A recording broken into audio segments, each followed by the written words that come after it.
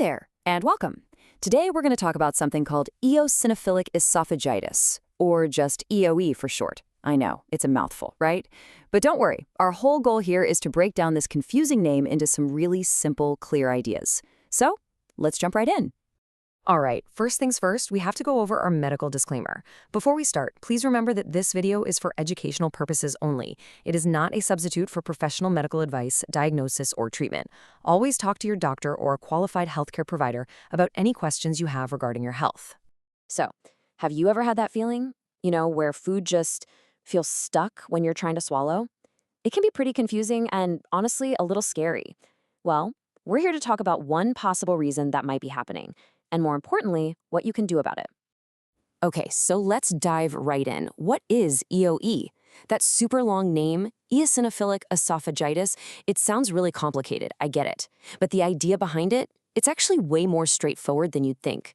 We're going to break it all down. So here's the easiest way to think about it. Imagine the tube that carries food from your mouth down to your stomach. Let's call it a food slide. Its proper name is the esophagus. Now, with EoE, what's happening is that this food slide gets all swollen and sore, basically because your body is having a kind of allergic reaction right there on the inside. You can really see the difference here. A healthy food slide, it's smooth, it's clear, and food just glides right down, no problem.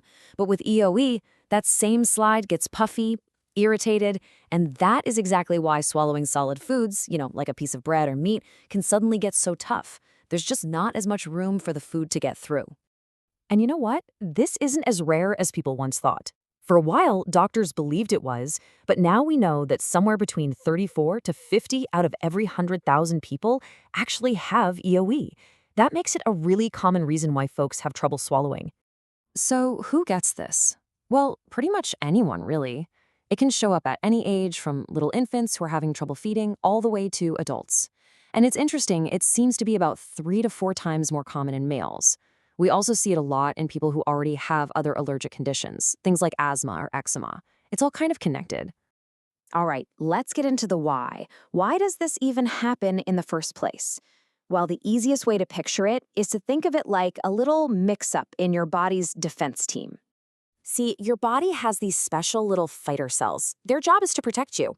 One specific type is called an eosinophil. That's where the E and EoE comes from. Now, normally, they're great, but with EoE, these fighter cells get the wrong signal. They mistakenly rush to your esophagus and start thinking that certain foods are the enemy. So here's how that whole mix-up goes down. First, a trigger shows up. Usually it's a common food, maybe milk or wheat. Then your body's defense cells get this scrambled signal and they think, uh-oh, that's a threat. And finally, they all rush to your food slide and cause all this swelling and soreness. It's kind of like what happens when you get a mosquito bite on your arm, It gets all puffy and irritated. Same idea, but on the inside. Okay, so if you're having these symptoms, how do doctors figure out if it's really EoE? Getting that clear answer is so important for feeling better and preventing problems down the road.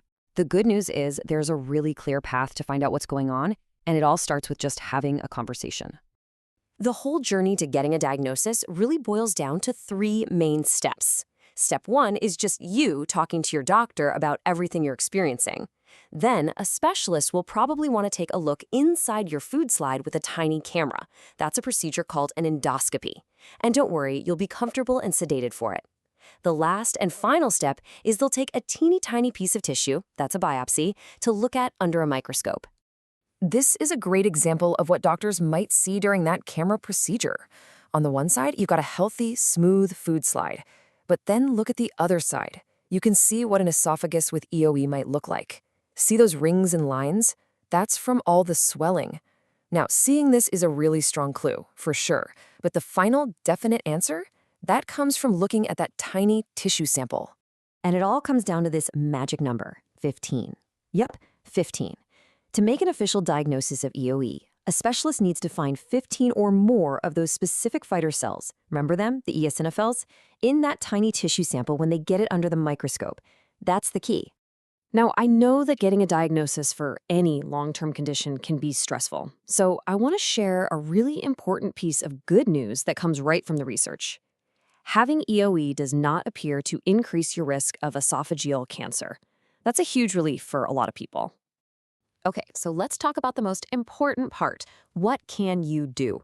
Because learning you have a condition is one thing, but knowing that you can take action, well, that's what's truly empowering. So let's look at the first steps you can take to start feeling better. Think of it like a simple 3-step action plan. Number 1, talk openly with your doctor. Tell them everything you're feeling. Number 2, work together, almost like a detective team, to figure out your specific food or allergy triggers. And number 3, once you and your doctor create a treatment plan, follow it. This is absolutely a team effort. And really, never forget this. Understanding what's going on in your body is always the very first step to managing it well. Honestly, just by watching this, you've already taken a massive, super important step on that journey. That knowledge really is power. So let's end with a question for you. You now have the basics down, right? You know what EoE is, kind of why it happens, and how doctors find it. The most important thing you can do now is take all this knowledge and turn it into action. So, what's the very first question you're going to ask your doctor?